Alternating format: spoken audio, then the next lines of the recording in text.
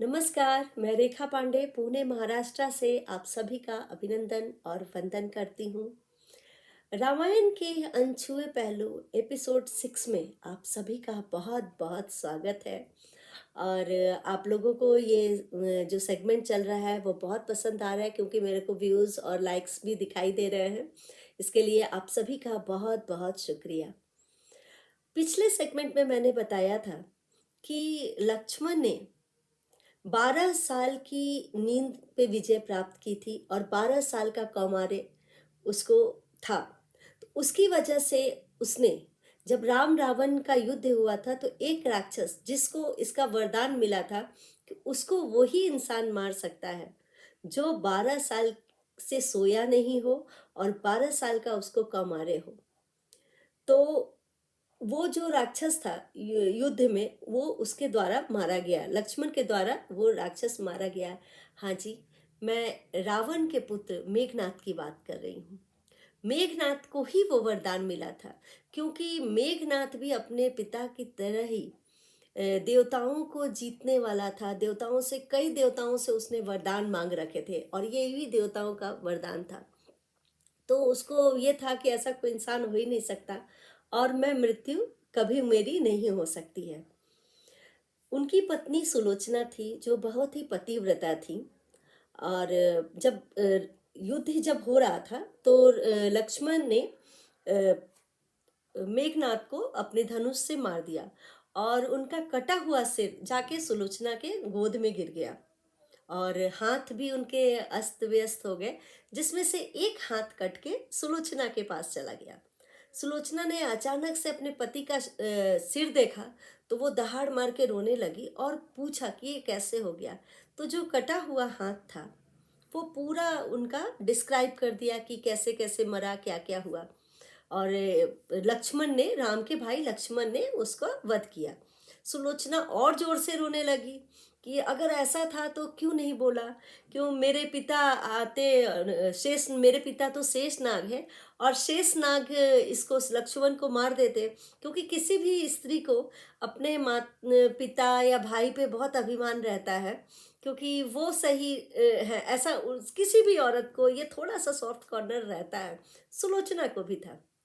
जब उन्होंने अपने पिता के बारे में बोला कि वो शेष नाग है और वो लक्ष्मण राम को मार देते, आपको बताना चाहिए था पहले। तो इतना सुनते ही जो कटा हुआ सिर था मेघनाथ का, बहुत जोर से अट्ठास मार के हंसना शुरू कर दिया। तो सुलोचना को थोड़ा अजीब सा लगा और थोड़ा भयभीत भी हुई। उसने पूछा कि क्या बात है स्वामी, ऐसा क्यों आप हंस रहे हैं? तो उसने बोला तुम्हारे मायके वालों ने ही तो मुझे मार दिया है। तो सुलोचना को बहुत ही आश्चर्य लगा कि ऐसा कैसे हो सकता है। तो क्यों, शेषनाग का ही अवतार लक्ष्मण है और उसने ही मारा, तुम्हारे पिता ने मारा मुझे। तो उसको बहुत ही आश्चर्य लगा और उसने बाद में जब शव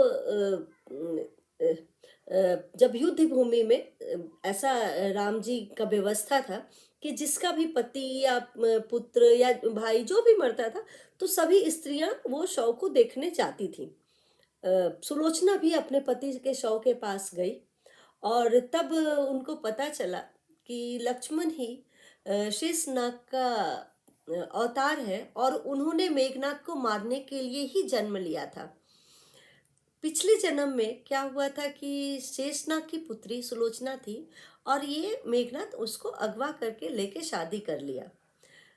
सुलोचना ने उसको पति, धर्म के अनुसार उनको अपना पति मान लिया और सही ढंग से रहने लगी और बहुत ही पवित्र स्त्री की भांति वो उसके साथ रहती थी। परंतु उनके पिता शेषनाग ने अपने दामाद मेघनाथ को माफ नहीं किया था और उन्होंने उसको मारने के लिए उसको अगला जन्म लिए जो लक्ष्मण के भेष में आए और उसकी लीला को समाप्त किया। तो ये छोटी छोटी राम कथाएं किंवदंतियां हैं या कहानियां हैं। ये तो मैं 100% नहीं बता सकती हूँ, परंतु ये कई जगह हमने लिखी, पढ़ी हुई है।